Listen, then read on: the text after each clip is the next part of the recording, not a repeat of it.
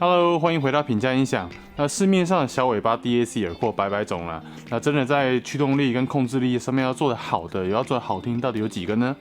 如果说今天有一款小尾巴它可以把 Abyss AB1266驱动的有声有色，应该说在小尾巴的世界里面，我们把它驱动有声有色，那这件事情是非常吸引人呢。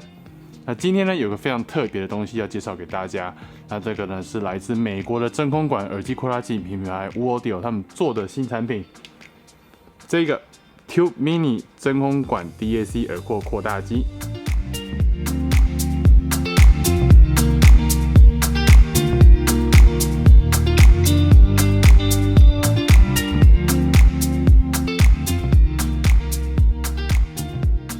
Audio 这个牌子呢，在全球的发烧耳机圈呢是非常有名的真空管耳机扩大机的品牌。那他们全球最热门的型号呢，不外乎就是 WA6、WA6 SE、WA22，还有具备 DAC 功能的 All-in-One 机种，像是 WA7第3代。那旗舰系列呢，当然就是 WA5LE、WA33，还有最疯狂的 WA234 Mono Block 耳机扩大机了。Audio 在做这一款 Tube Mini 之前呢，他们之前就有做过比较大台一点的纯 A 类放大的 WA8 真空管 DAC 耳廓，以及做晶体版本的 WA11 DAC 耳廓。那这一次呢，是他们首次将真空管耳廓呢做到像我刚刚拿这个小小的迷你尺寸，而且很重要是说 Tube Mini 它的耳机驱动力真的非常的好。那我们就废话不多说，我们就赶快来看看 Tube Mini 吧。那我们就来先讲 Tube Mini 它的尺寸吧。那 Tube Mini 呢，它的长宽高大概是 9.5 公分乘以 3.5 公分乘以1公分，它尺寸呢真是非常的小。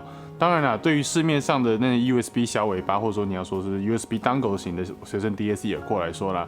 ，Tube Mini 呢它是稍微大了一点。不过对于在驱动段，它的驱动设计呢是使用纯真空管的小型随身 DAC 耳廓来讲啦，这个尺寸应该是全球最小的。Tube Mini 它的外壳是精密切割的铝壳，那边缘都有做一些角度的处理，所以拿在手上的时候不会有那种刮手的感觉。那么 Tube Mini 呢，它有提供4个颜色，有银色、红色、黑色，还有蓝色。那我们手边拿到的呢，就是红色跟银色。那 Tube Mini 呢，它的外壳中间呢有着透明的玻璃，所以你一开机的时候你就可以看到一对非常漂亮的真空管在中间。它的两侧呢分别有音量控制、播放暂停钮以及单端平衡切换的开关。那耳机输出呢，当然就是 3.5mm 的单端以及 Pentacom 4.4mm 的平衡输出了。当然，你的聆听装置如果它还具备 USB-A 的孔的话，就是比较稍微老一点电脑了，你就直接插上去使用就可以了。那如果你是使用具备了 USB-C 的装置的话呢，建议呢你可以去升级使用 Audio Quest 的 USB-C 的转接线来使用，那这个声音的那个效果呢会提升非常多。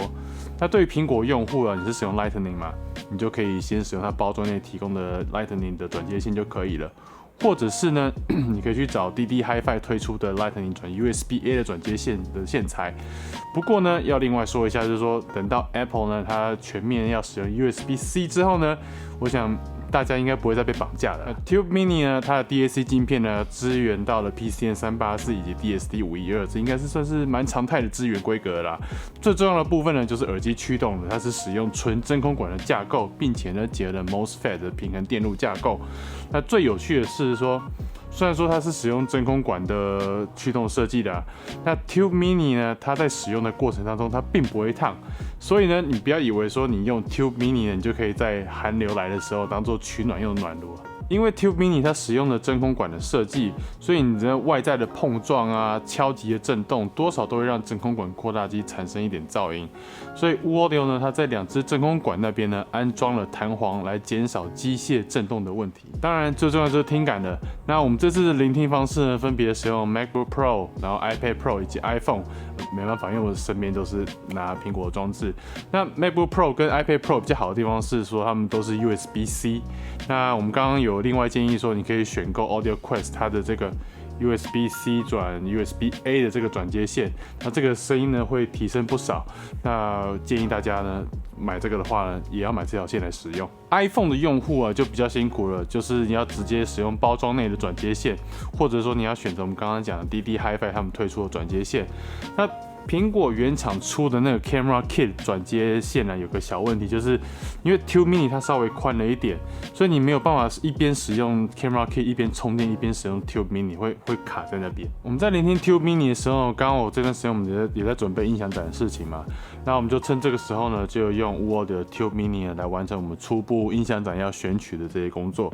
那我们之前有讲过，我们聆听的我们在选音响展音乐呢，从台语、客语、原住民语、华语、K-pop， 然后欧美流行到演奏类的古典、爵士还有原声带，其实尽量都有涵盖进来了。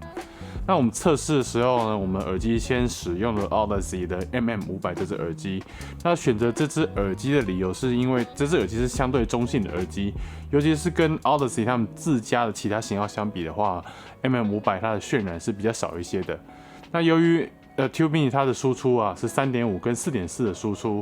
那我们 MM500 我们线材呢就拿我们最喜欢的 Kimber Cable Axios 的耳机线来使用，因为而且那个是4 pin XLR 的耳机线，然后再搭配上 UO 他们自己出的4 pin XLR 转 4.4 的转接头呢来搭配 Tube Mini 来听。第一时间呢听到 Tube Mini 的时候呢，一开始最明显的感受呢就是它背景黑，声音舒服、自然、细节丰富。那其实我们是还蛮惊讶，是说在这个小小的体积里面呢，竟然可以有这样的表现。那在我们深度聆听之前呢，我们快速换了一些耳机啦，譬如说像是那个 Sennheiser HD800S， 然后 Odyssey 的 LCD5， 还有我们的 MM500， 还有 Focal Stellia。当然呢，还有大魔王 Abyss AB1266 5TC， 那几乎每一只耳机啊都可以很轻松的被驱动，而且在乐器啊、人声的一些动态表现方面啊，其实都非常的好。那在1266身上表现，虽然说没有像其他只耳机那样子的细腻啊，不过我们还是要再次重申一件事，就是这个呢是小尾巴，那小尾巴让我们听到1266有那样的表现啊，而且让我们听到会开心的笑出来啊，代表这个东西真的设计的非常的棒。我们在聆听的时候呢，会比较在意就是动态变化跟低频品质，还有整体聆听的协调性。那为什么要在意动态变化呢？因为动态如果处理得好的话，就是代表说这个器材在讯号的掌控上面呢是非常优秀的，也就是代表说它可以把乐器的情绪变化演绎的相当恰当，而且可以让人感动。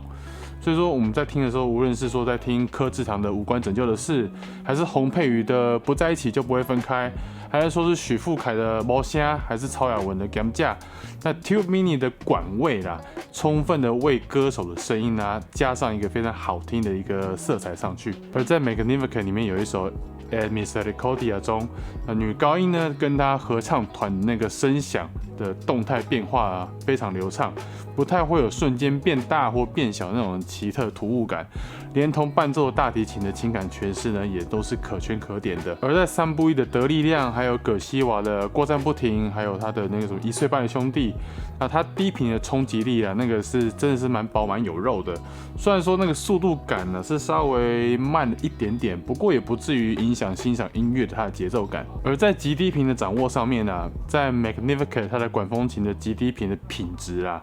当然这个品质在 Tube Mini 的诠释之下呢，那个低频的颗粒感啊，与它每个音符的转变的控制很好，是目前呢我们听到的小尾巴当中呢是最令人满意的。在空间感的呈现方面呢，使用 AB126在听那个 Magnificat 它的教堂那个自然的残响的感觉的时候啦，依然是很自然而且很庞大。当然啦，每一只耳机它在诠释音场的方式会不太一样，那 Tube Mini 它给予其他耳机的音场呢也不会太过于夸张啊，譬如说像是我们讲那个 Odyssey MM500，它的音场的舞台感呢，跟1266还有 HD800S 相比的话，本来就是稍微再小一点的啦。那 Tube Mini 呢，也是很老实的把耳机的本身它这个基本特性呢维持在那一边。久石让最近跟 DG 一起发表的一些新专辑也是很好听的。那 DG 呢，他们在大编制演奏的混音上面，大致上来说啦，都听起来是很协调，而且有一点暖声调的感觉。那 Tube Mini 在那个 A Town with an Ocean View， 还有那个 Merry Go Around of Life 这两个曲目上面呢，也是给予了一个舒服和谐的聆听感受。简单来说，如果你追求解析力、耳机驱动力，外加上你还有管味的话啦， Audio Tube Mini 呢绝对是杀手级的小尾巴产品，因为它的价格呢才$499，台湾这边的价格呢会暂定为新台币16000。那目前呢我们门市都有开放试听了，欢迎带着你的耳机、手机、平板或是电脑呢来我们门市试听看看。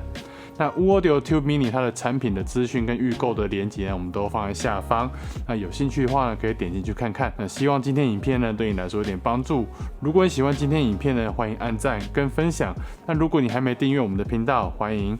订阅我们的频道哦。那我们下次见，拜拜。